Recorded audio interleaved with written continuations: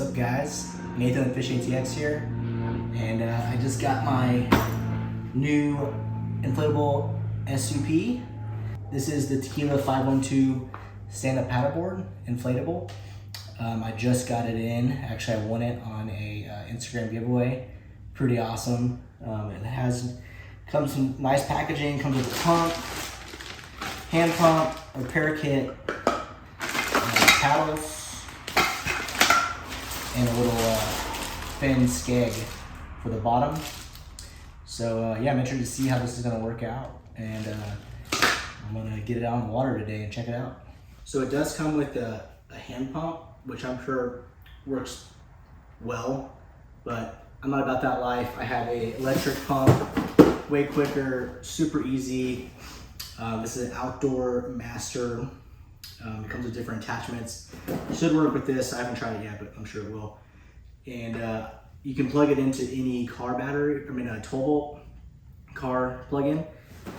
Also, I have this portable power, just a portable power device that I have for my truck. It has like an air compressor, 12 volt plug-ins, lights, jumper cables, all that stuff. So I just blow it up with this.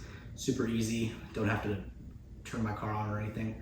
So let's see how this thing pumps up. Right, it's all hooked up to the power device. Pumps on, locked in there. Let's try it out.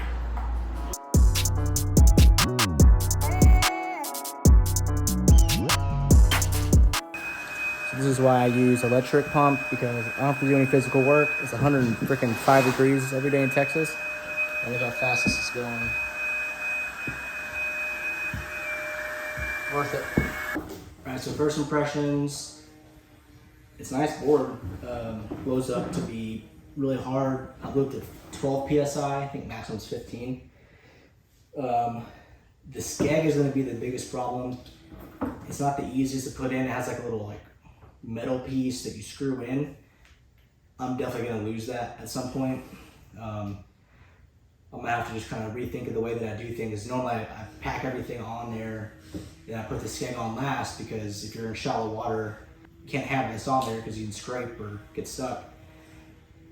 So we'll see how that works out.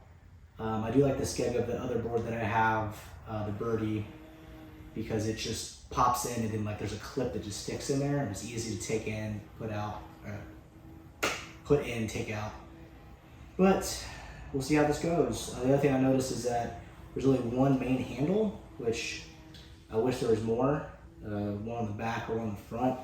There are these little loops you can tie stuff to, but it'd be nice if there was more handles on it. But this is definitely not a fishing paddleboard, but this should be good. We'll see how it works out.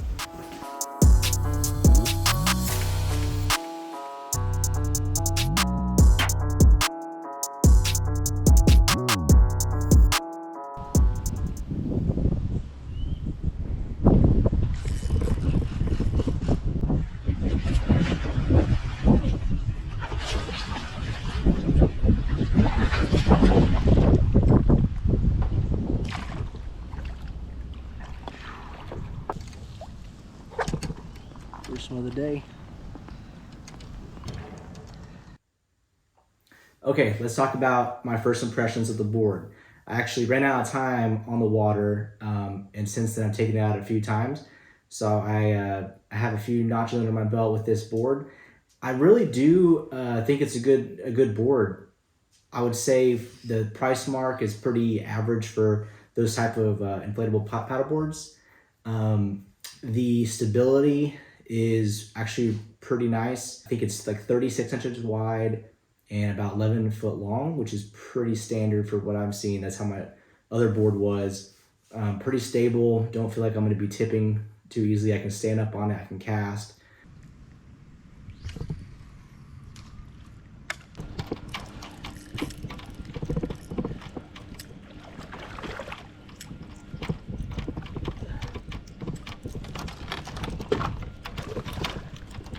Which is a big thing for me, just so I can stretch your legs out and sight fish and stuff like that. It's light, as most inflatable boards are, probably around 25 pounds or so.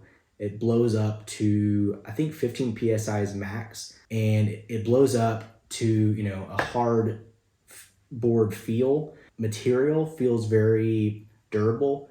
I wasn't afraid of popping. I actually hooked it a couple times with my swim bait. Didn't seem like it was gonna, you know, pop or anything. I think that was one of the biggest things I was scared going into getting an inflatable paddleboard to begin with was, you know, fishing, inflatables and hooks don't really mix, but the way they make them, it's very durable material, so it's not gonna pop. I'm going over sticks and trees and stuff on it.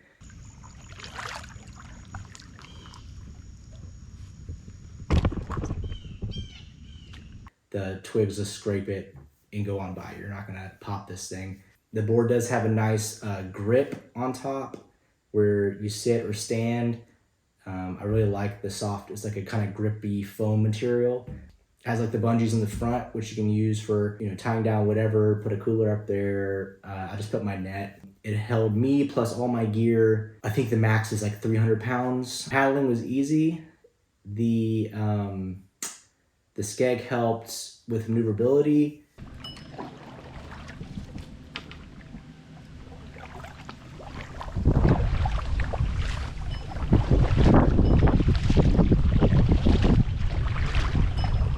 I like the ability to be able to, you know, deflate, store this thing easily in my garage, and just inflate it again. I would say the cons about this board are the skeg style, which I talked about earlier. It has a little screw in, so it's harder to do on the water because I know I'm going to lose that screw and nut if I do that over the water, so I have to do it before. For most places, that's not that big of a deal, but some of the spots I go to, it's really shallow to begin with, so it's easier to not have that skeg digging into the sand or rocks, whatever.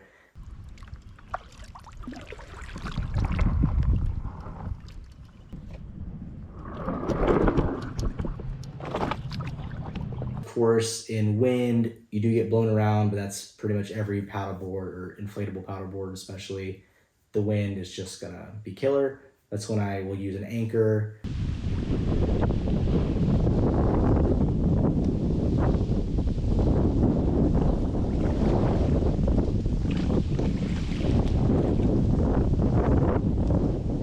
So obviously this isn't a fishing paddleboard. I knew that going into it.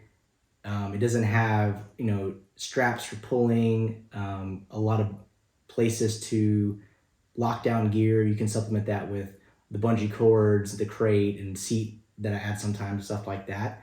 So, you know, just stripping it down, I would say if you're looking for a paddleboard that is stable, fairly priced, if you want to use it for getting out on the water to swim, just to paddle, have fun, go have some drinks with friends, or fish like I do, I think it's a good board. I definitely would recommend checking it out. So as with all my videos, all of my gear, accessories, filming equipment, fishing gear, all that kind of stuff will be down in the description. I have links to all of that through Amazon. I am an Amazon affiliate, so I appreciate if you go down there and check that out. Be sure to stick around for my next video. I'll go over everything in more detail, as far as all my gear that I use on the paddleboard, what makes it easier to turn it into like more of a fishing paddleboard versus a recreational, and hopefully that helps you out.